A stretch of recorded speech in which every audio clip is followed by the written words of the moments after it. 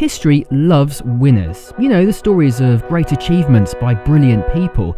But actually, almost all of these stories are missing their most important detail. To see what that is, we have to start by looking not at history's winners, but at its losers.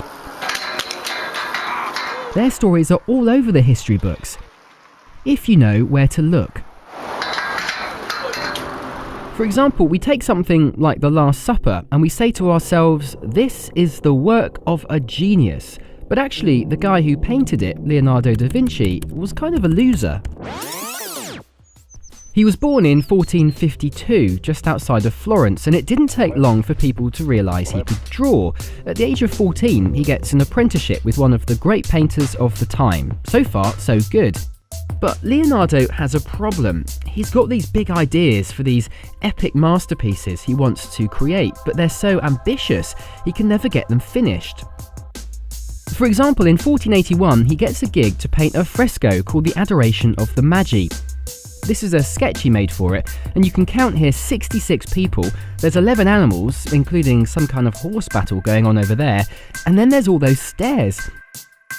No surprise, he can't get the thing finished. Now, he's a freelancer at this point, and if you're freelance, you'll know that not delivering to a client is bad for business. Not only does he not get paid for his work, now no one will hire him.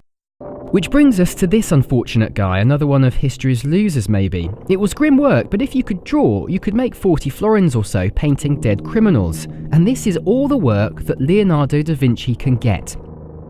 And to rub it in, all the other big painters in Florence have been invited to the biggest gig of the time, to paint the Sistine Chapel. Leonardo's invite never came. Now here's what I think's really interesting about this. At this low ebb in his life, Leonardo had just turned 30. It's funny, isn't it, how when you're young, you look at 30 like it's some kind of terrible milestone, like if you're not on the right path by now, you're in trouble.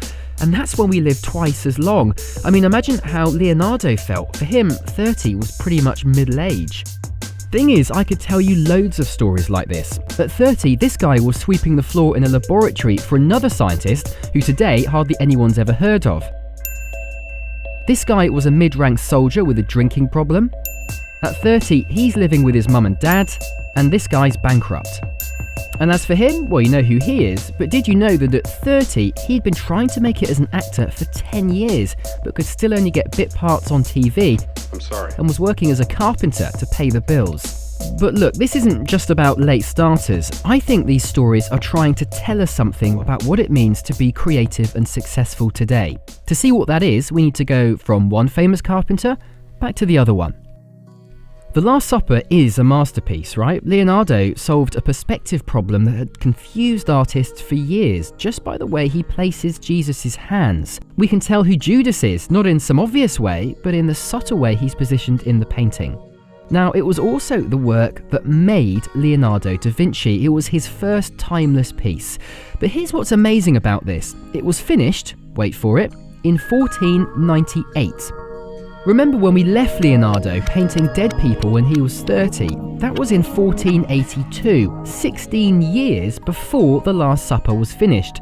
In other words, Leonardo da Vinci got his big break when he was 46. That's just how long it takes to get this good at doing something. But it feels like we've forgotten this. You know, these days we're in such a hurry, and I worry we've created a dangerous blind spot in our approach to creativity. But how did that happen, and can we do anything about it? The answer lies with this American TV star and his talking skeleton, and that's where we're heading in part 2. Everybody, night, everybody.